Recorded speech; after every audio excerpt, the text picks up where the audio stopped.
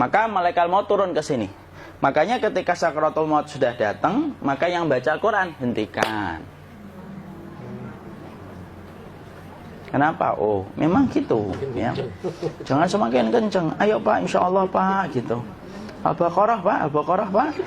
Al-Kahfi, Al-Kahfi. Enggak lah. Yang baca Quran berhenti dulu. Kemudian digantikan dengan kita mentalkin. Antum agak ke sana dikit. Masya Allah ya. Orang yang meninggalnya kooperatif ini.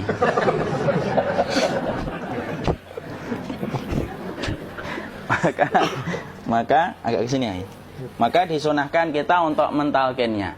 Nanti ketika mentalkin jangan terlalu sering, jangan terlalu membebani.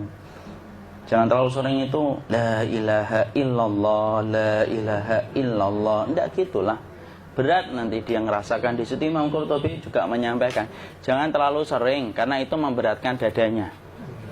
Jadi ketika mentalkin, saya sampaikan, boleh diganti atau enggak Ustadz? Enggaklah, talkin itu ibadah. Ibadah itu tauqifiyah. Tauqifiyah itu enggak usah diganti. Karena Rasulullah mengatakan, lakinu ala mautakum la ilaha illallah. Talkin orang yang meninggal di antara kalian dengan la ilaha illallah. Enggak usah diganti Allah Ustadz yang lebih singkat, lebih pendek. Tidak usah. Subhanallah Ustaz, tidak usah. Kenapa? Karena talqin sudah ditetapkan ucapannya oleh Nabi, begitulah kita mencontohnya.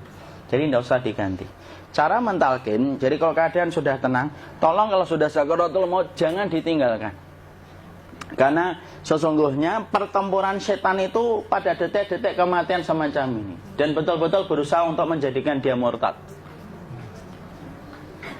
Nanti makanya di situ di buku nanti dibahas kan, pertempuran setan itu sampai detik-detik orang mau mati itu sudah ayo kufur, murtad aja tuh, kamu sakit kan? Nah, itu kayak gitu. Makanya jangan ditinggal. Capek gitu kok nggak meninggal gitu ya. Udah gantian mas. Dan jangan kemudian meninggalkannya. Mangkat dulu gitu. Enggak lah, janganlah. Terus ditampingi terus. Kalau bisa ya sudahlah, berikan waktunya kita untuk sementara waktu itu betul-betul berkhidmah kepada orang yang kita cintai terakhir kalinya. Cara kita kemudian mentalkin adalah, yaitu adalah di sebelah kanannya la ilaha illallah.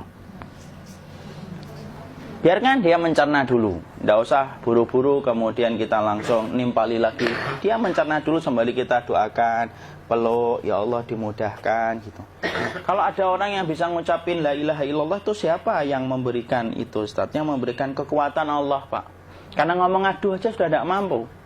Makanya Allah berfirman dalam surat Ibrahim, yusabbitullahu alladhina amanu bil qawli tsabit fil hayatid dunya wa fil akhirah.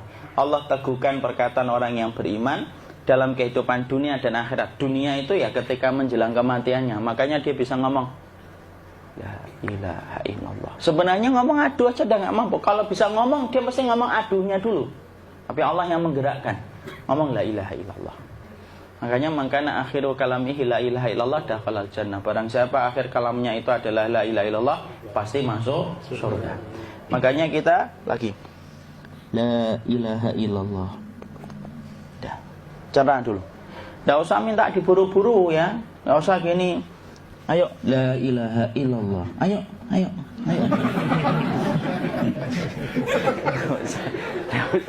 Enggak usah gitu. Ya, biarkan dia pelan-pelan gitu. Ayo tapak, ya Allah capek saya Pak. Enggak usah gitu. Ya ucapkan la ilaha illallah. Kemudian dia mencerna. Lalu kalau dia sudah mengatakan, antum katakan la ilaha illallah. Ya, kalau sudah mengatakan la ilaha illallah, berarti sudah. Enggak usah ditalkin lagi, enggak usah. Belum meninggal juga Ustaz? Enggak apa-apa, biarin aja. Dia di situ aja. Kecuali dia ngomong lagi dan enggak usah diajak ngomong, alhamdulillah ya Pak, ya Allah gitu. Terus dia jawab, alhamdulillah. Ya. Itu berarti ucapan terakhirnya alhamdulillah. Atau ketika habis ditalkin la ilaha illallah, dia ngelihat air. Nah, itu berarti ucapan terakhirnya air. Talkin lagi. Nggak usah marah. Aduh Pak minta air. Mau minta air nanti aja dikubur gitu loh. Jangan gitu. Biarin aja. Jangan kemudian setelah la ilaha illallah La ilaha illallah. Terus, ayo tutup, awas ya ngomong lagi ya. Nggak usah gitu juga. Maka kemudian setelah la ilaha illallah sudah, nggak usah diajak ngomong gitu.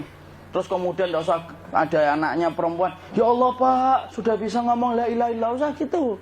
Cukup dalam hati alhamdulillah gitu. Diam kita dengerin gitu. Disitulah nanti biasanya detik-detik dia terakhir. Dia nanti ngeliat di sini Pak, prosesnya itu nanti kaki langsung sebagian jempol dingin dia. Kaki, telapak kakinya langsung kalau kita geningkan dingin kayak kaki yang kena AC langsung. Kemudian dia langsung ningkup gini, dikit dia, mulai kaku dia.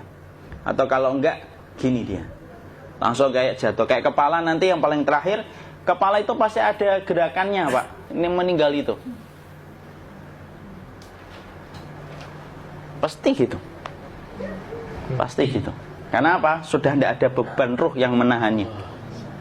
Ya, cabut ya, set pelan, maka kemudian malaikat itu. Tapi tetap sakit lah. Walaupun dikatakan ringan, tetap sakit.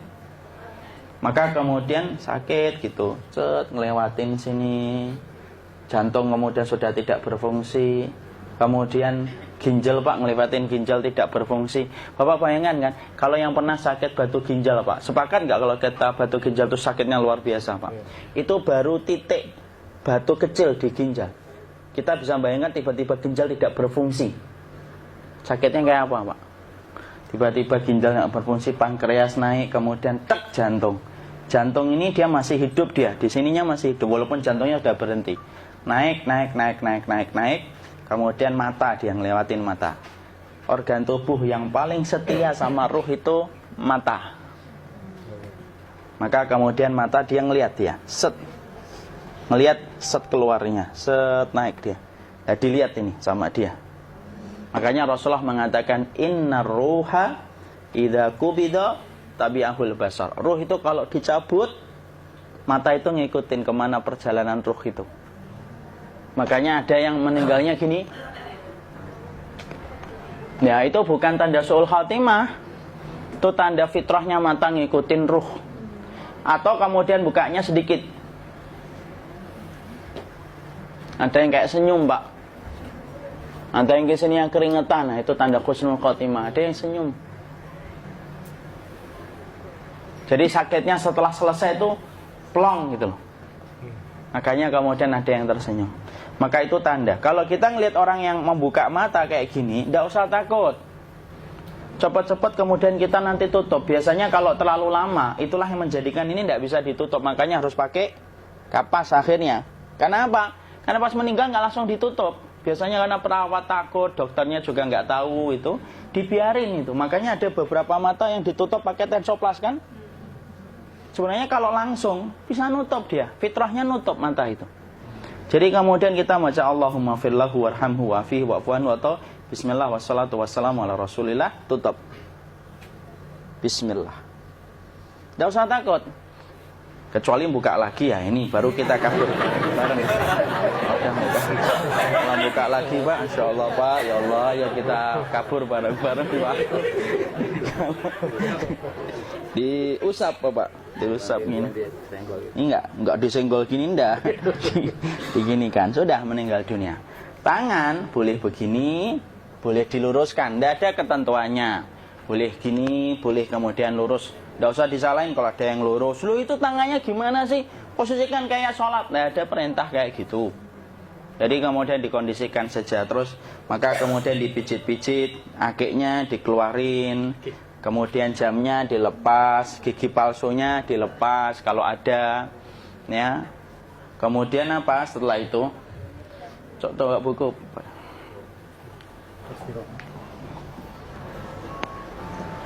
Kemudian kalau bisa awal-awal kemudian taruh buku atau sesuatu yang agak berat di perutnya ketika baru meninggal dunia.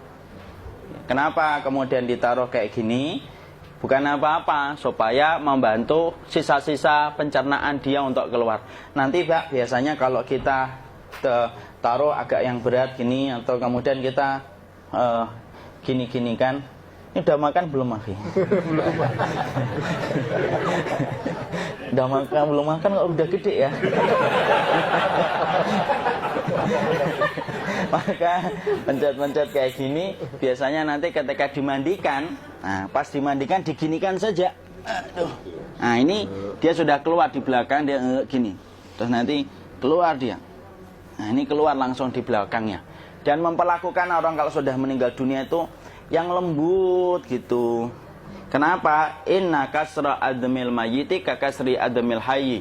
Mematahkan tulangnya ketika orang sudah meninggal dunia itu lebih dia rasakan sakit ketika mati daripada ketika masih hidup. Tuh Islam itu sampai sama orang mukmin itu kalau sudah meninggal aja sampai selembut itu. Kok hidup kasar itu kebangetan dia jadi orang itu. Mau sampai orang mati itu kemudian disuruh yang lembut, kalau ada aib disuruh nutup, tidak boleh diceritain. Misalkan di belakangnya beliau ini ada tompel, gagah-gagah tompelnya gede gitu, tidak boleh cerita. Masya Allah loh, sampai segitunya sunnah itu ngajarin kita untuk nutup aib. Kalau ada orang belajar sunnah sukanya buka aib, nyari-nyari kesalahan orang, sunnah yang mana dia pelajari itu saya bingung. Makanya kemudian gini, setelah selesai, maka kemudian tutup dengan kain. Maaf ya, Ki. Ya. Nanti kalau nggak kuat napas ngomong ya. Maka ditutup kayak gini, ditempatkan kemudian jangan di tanah, tapi di atas dipan. Karena apa? Syekh Abu Malik Kamal Said Salim dalam Sahih Fikih Sunnah menyampaikan supaya tidak cepat busuk. Dia taruh di atas. Kemudian ditutup pakai kain apa saja. Ya, sembari nanti kita mempersiapkan tempat mandinya, tempat kafannya dan yang lain sebagainya. Maka kemudian kalau ada yang datang boleh dibuka. Kemudian kita mencium ininya apa? Kemudian keningnya. Kemudian kita berdoa, nutup lagi kayak Rasulullah ditutup, kemudian yang datang terakhir itu salah satunya Abu Bakar.